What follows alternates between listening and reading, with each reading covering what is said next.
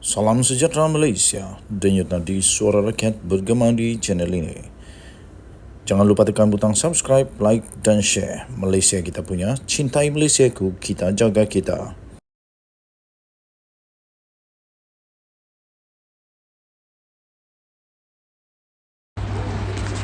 Salam sejahtera Malaysia, denyut nadi suara rakyat bergema di channel ini.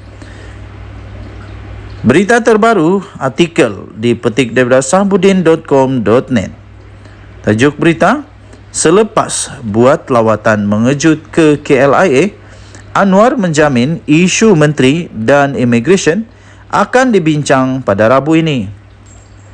Urusan dan pengoperasian Jabatan Kastam Diraja Malaysia JKDM dan Jabatan Immigration Malaysia JIM di lapangan terbang antarabangsa Kuala Lumpur KLIA adalah terkawal, kata Perdana Menteri Datuk Seri Anwar Ibrahim yang telah mengadakan lawatan secara mengejut ke pintu masuk utama negara itu hari ini. Dalam tinjauan itu, bagi melihat sendiri keadaan petugas JKDM dan JIM susulan satu insiden yang melibatkan orang kenamaan di KLIA baru-baru ini, Anwar berkata terdapat beberapa permasalahan di kedua-dua jabatan itu yang akan disusuli dengan siasatan bagi penambahbaikan dan tindakan wajar. Katanya dalam kenyataan tersebut, ada beberapa kerosakan kastam yang harus kita perbaiki. Umumnya, majoriti pekerja dan petugas immigration berjalan dengan baik. Cuma ada beberapa masalah. Kita adakan siasatan untuk perbaiki, atau kalau ada kesilapan akan diambil tindakan wajar, katanya.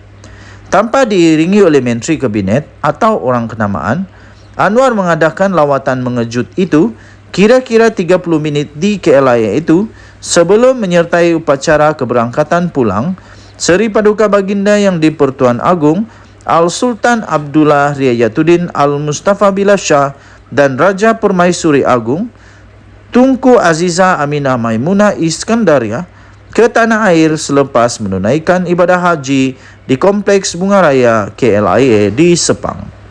Anwar berkata beliau akan meneliti langkah-langkah penambahbaikan yang telah diambil dan harus dilakukan.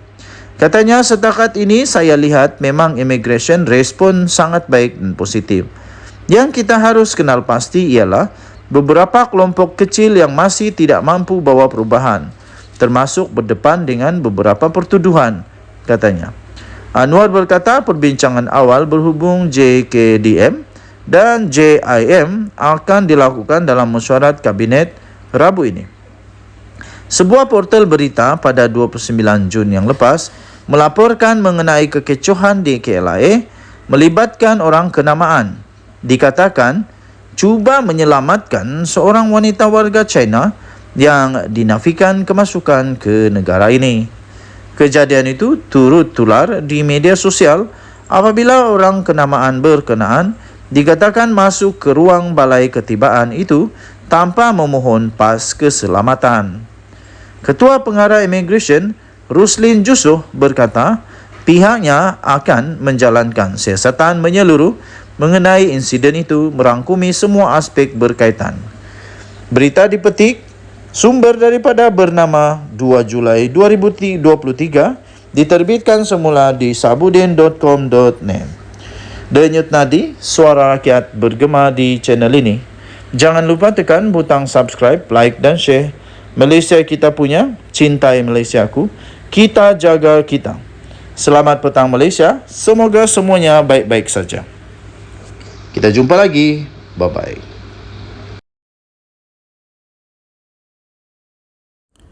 Salam sejahtera Malaysia, denyut nadi suara rakyat bergema di channel ini.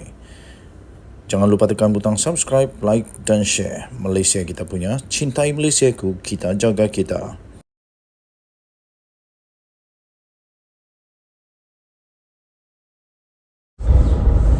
Salam sejahtera Malaysia, denyut nadi suara rakyat bergema di channel ini.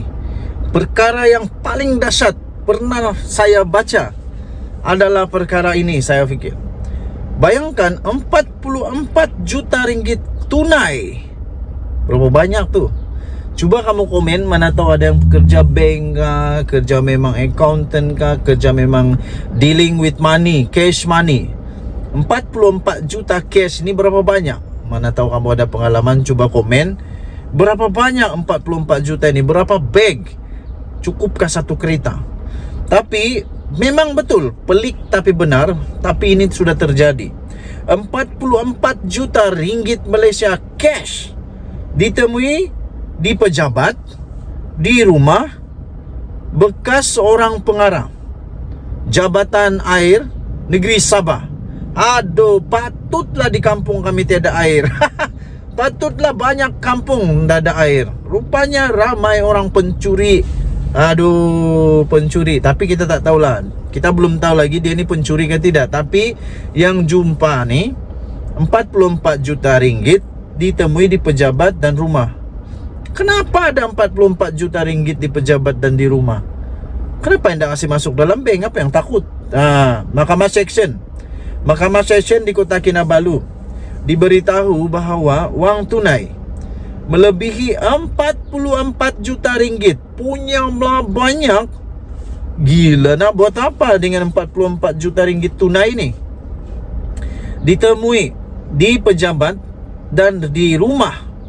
Di pejabat pun ada, di rumah pun ada bekas pengarah Jabatan Air Sabah JANS, iaitu Awang Muhammad Tahir Muhammad Talib. Perkara itu dimaklumkan oleh Ketua Pasukan Serbuan nombor 8 Hishamuddin Muhammad Esa, 49 tahun, semasa pemeriksaan oleh Timbalan Pendakwa Raya DPP Mahadi Abdul Jumaat.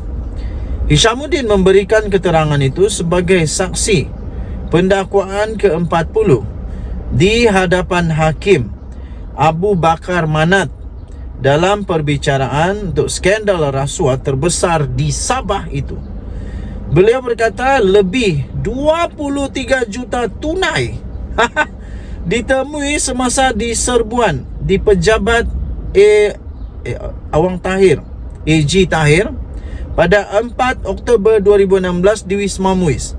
Bayangkan di pejabat ada 23 juta ringgit.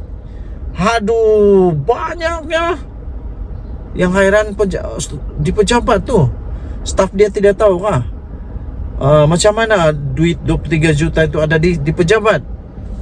Waktu orang bagi duit itu orang tidak nampak kah?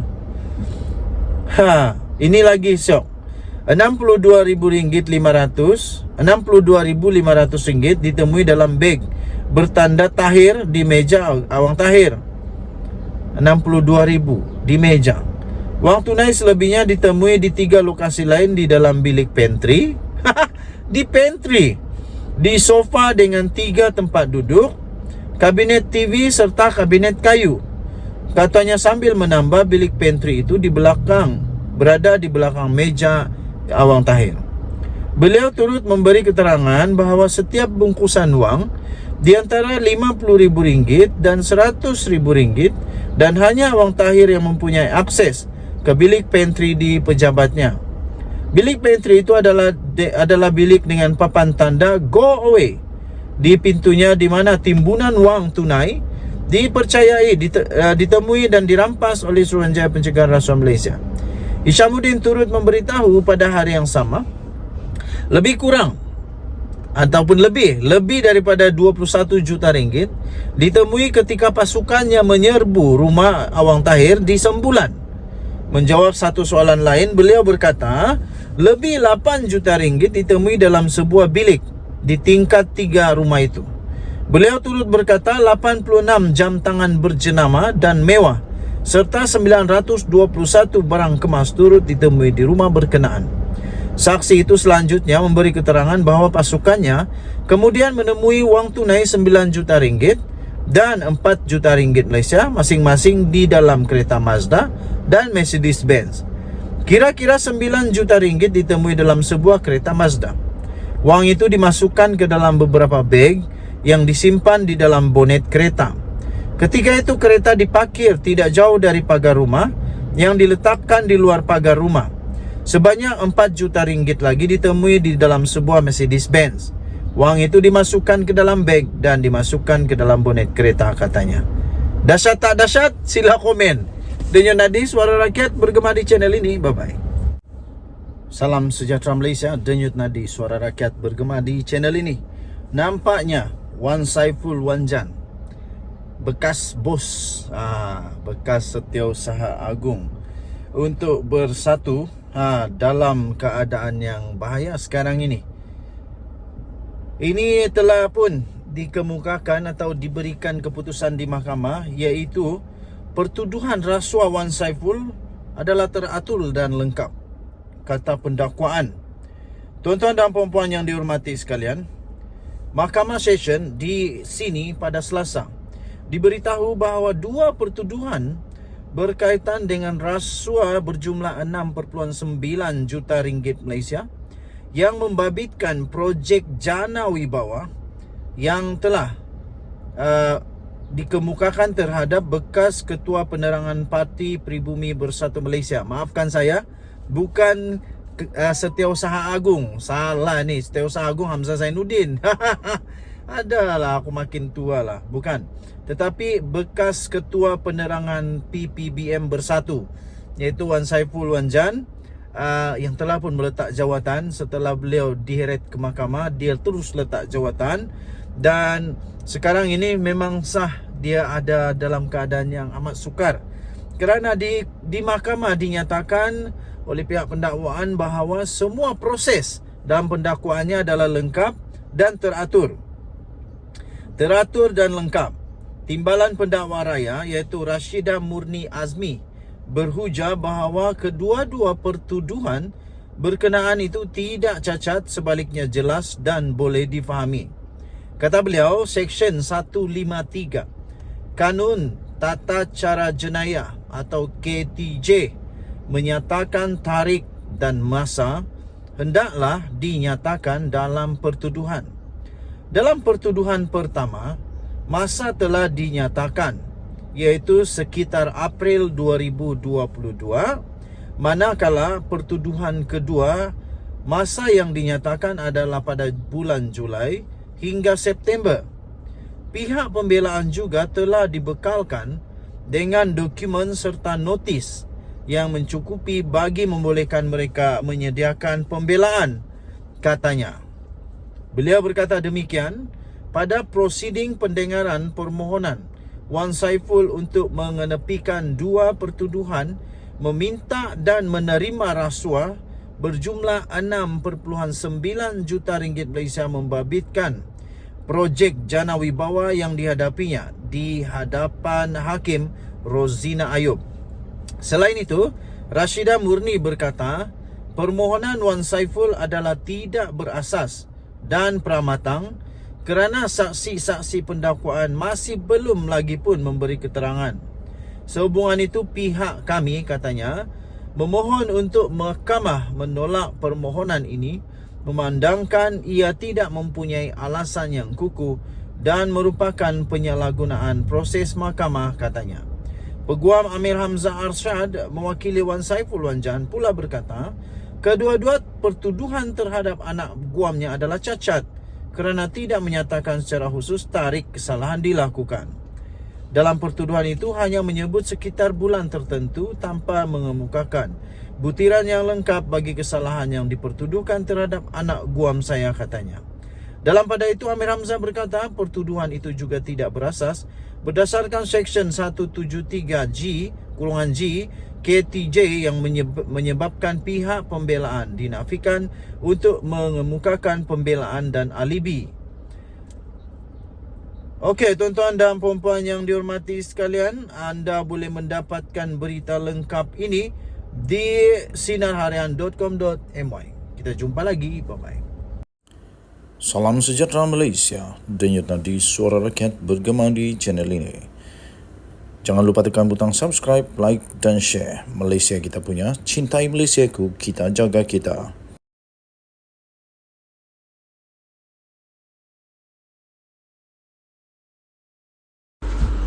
Salam sejahtera Malaysia. Denyut nadi suara rakyat bergema di channel ini. Berita terkini dipetik daripada sinarharian.com.my 29 Jun 2023 jam 11.09 pagi tadi. Tajuk berita yang pasti menggemparkan seluruh Malaysia. Pakatan Harapan dan Barisan Nasional menjadi pilihan pelayar Twitter untuk menjadi pilihan kepada PRN yang akan datang. Di dalam satu keputusan undian Twitter Sinar Harian di Sinar Harian Online bertajuk, "Adakah anda merasakan orang muda akan pilih parti yang mana pada PRN nanti?" Nampaknya keputusan berpihak kepada PH dan BN yang mana telah mendapat 66.1% undian, mengalahkan dengan amat jauh sekali Perikatan Nasional hanya mendapat tempat kedua dengan hanya 19.3% sahaja. Manakala muda pula hanya mendapat 4.5%. Yang paling mengejutkan ialah kerana mereka berkata tidak akan mengundi sebanyak 10.2%. Undian Twitter Sinar Harian di Sinar Online bertajuk, "Anda merasakan orang muda akan pilih parti mana pada PRN nanti?" menyaksikan Pakatan Harapan PH dan Barisan Nasional BN menjadi pilihan pembaca dengan meraih sebanyak 66.1%. Ia kemudiannya diikuti dengan Perikatan Nasional PN iaitu hanya sebanyak 19.3%, manakala Parti Ikatan Demokratik Malaysia atau MUDA pimpinan Syed Saddiq Syed Abdul Rahman hanya dengan 4.5%. Dan yang mengejutkan pula, juga ada pilihan tidak mengundi mencapai amat tinggi, lebih tinggi daripada Parti MUDA iaitu melebihi 10.2% undian. Undian yang dibuat naik pada jam 10.17 pagi semalam itu telah menyaksikan seramai 10,766 pembaca daripada Sinar Harian yang telah mengambil bahagian bagi menzahirkan parti mana yang akan menjadi pilihan mereka pada pilihan raya negeri akan datang. Sementara itu pula, di ruangan komen, banyak yang memberikan komen yang bercampur-campur. Di antaranya, Dogecoin MY berkata, dia memilih PH dan BN demi untuk kestabilan negara. Seorang lagi pembaca iaitu Jibon berkata, "InsyaAllah, semoga gabungan PH-BN akan dapat menguasai negeri." Bagi Jiwa Raga Hati pula berkata, pastinya PH-BN kerana prihatin kepada belia.